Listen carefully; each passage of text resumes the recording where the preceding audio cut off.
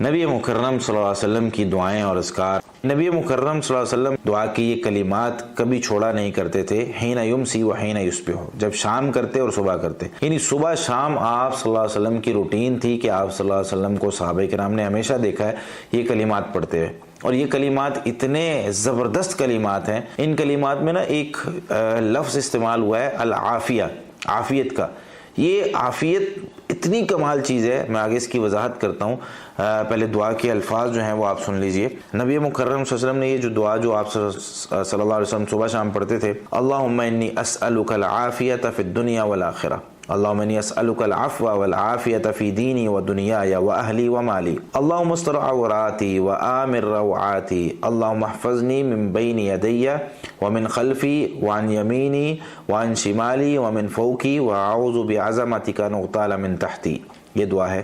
اس دعا کا ترجمہ کیا ہے؟ اللہم، اے اللہ۔ یہ اللہم یا اللہ کے معنی میں ہوتا ہے اور دعا کرنے کے لیے استعمال کیا جاتا ہے، اللہ کو پکارنے کے لیے استعمال کیا جاتا ہے۔ اللہم، اے اللہ، انی اسألک، بے شک میں تجھ سے سوال کرتا ہوں، العافیت، عافیت کا، فی الدنیا والآخرہ، دنیا اور آخرت میں۔ اللہم، اے اللہ، انی اسألک، بے شک میں تجھ سے سوال کرتا ہوں،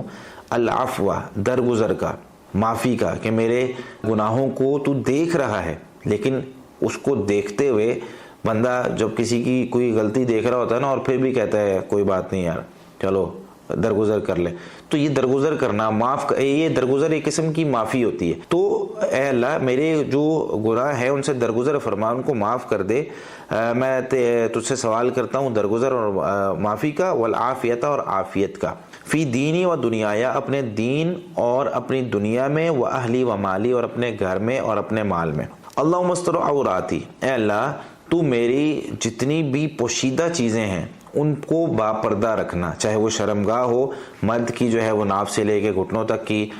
شرمگاہ کسی بھی حالت میں ہو سکتا ہے نا، انسان کبھی کسی ایسی حالت میں ہو کہ کوئی دوسرا اس کو دیکھ لے، اور یا کبھی انسان جو ہے وہ کسی کوئی حادثے کا شکار ہو جائے جس میں وہ بے پردہ ہو جائے، تو انسان اللہ تعالیٰ سے دعا کرتا ہے اللہ کبھی بے پردہ نہ کرنا۔ خواتین ہیں تو ان کا پورا جسم ہی جو ہے وہ نبی صلی اللہ علیہ وسلم نے ارشاد فرمایا اس کو ڈھانپنا چاہیے، تو وہ بھی اللہ تعالیٰ سے دعا کر رہی ہوتی ہے کہ اللہ کبھی ایسا نہ ہو کہ کوئی حادثہ پیش آ جائے تو میرا جسم جو ہے وہ لوگوں کے سامنے ظاہر ہو جائے۔ انسان کی عزت ہے تو انسان اللہ تعالیٰ سے دعا کرتا ہے میری جتنی چھپانے کی چیزیں ان کو یا اللہ ہمیشہ چھپا کے رکھنا، وآمن روعاتی، اور مجھے امن میں رکھ میرے غم اور خوف سے، کہ کہیں میں جو ہے وہ پریشانی میں مبتلا نہ ہو جاؤں، کہیں کسی چیز کا خوف جو ہے وہ مجھ پہ نہ آ جائے، کوئی پرانی چیزیں جو ہے وہ سوچ کے میں پریشان ہوتا رہوں، آگے کوئی مشکل اور کوئی حادثہ جو ہے وہ ہونے والا ہو جس کی وجہ سے بندہ جو ہے وہ ڈر رہا ہو۔ اللہم احفظنی من بین یدی، اے اللہ میری حفاظت کر، اے اللہ تو میری حفاظت کر میرے سامنے سے، ومن خلفی، اور میرے پیچھے سے، وعن یمینی، اور میرے دائیں جانب سے، وعن شمالی،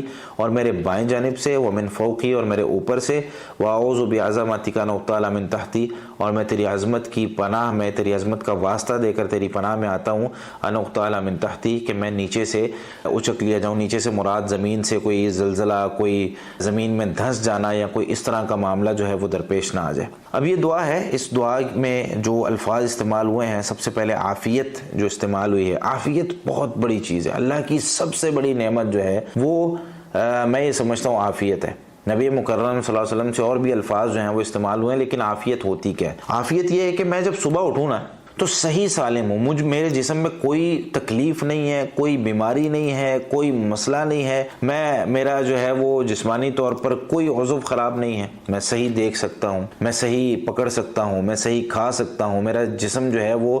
چیزوں کو قبول کر رہا ہے،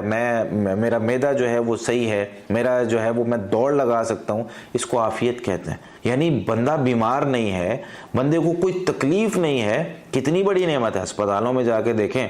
کتنا انسان جو ہے نا، انسان بڑا مہنگا ہے، بڑا مہنگا ہے۔ اللہ تعالیٰ نے انسان کو پیدا کیا اور یہ انسان سمجھتا ہے میں جو ہے نا وہ بڑا مطلب ایسے ہی آ گیا ہوں دنیا کے اندر۔ وہ بھائی جو میٹیریل ہمارے اندر لگا ہوا ہے نا، ذرا کسی اسپتال میں جا کے ذرا پوچھیں ایک گردہ خراب ہو جائے تو کتنے کا ملتا ہے، ذرا پوچھیں کہ ایک آنکھ جو ہے وہ خراب ہو جائے تو کتنے کی ملتی ہے، ذرا پوچھیں کہ دانت لگوانے ہوں تو کتنے کے لگتے ہیں، ذرا پوچھیں۔ اور ویسے کبھی بھی نہیں لگتے، جیسے کہ ہڈی ٹوٹ جائے نا بازو کی یا ٹانگ کی، کبھی بھی ویسے نہیں جڑتی جیسے پہلے تھی۔ اللہ نے جو مضبوطی اس میں رکھی ہوئی ہے نا، وہ مضبوطی دوبارہ جڑنے پر نہیں آتی، تو یہ جو اللہ نے ہمیں صحیح رکھا ہوا ہے، عافیت میں رکھا ہوا ہے کہ ہسپتالوں کے چکر نہیں لگ رہے، یا اگر میں بیمار ہوں تو میں یہ دعا کر رہا ہوں کہ اللہ مجھے عافیت عطا فرما دے دنیا اور آخرت میں تجھ سے عافیت کا صحیح سالم رہنے کا سوال کر رہا ہوں یا کر رہی ہوں، تو یہ اللہ تعالیٰ کی کتنی بڑی نعمت ہے اگر مجھے عافیت مل جاتی۔ اللہ رب العالمین سمجھ کر عمل کرنے کی توفیق عطا فرمائے۔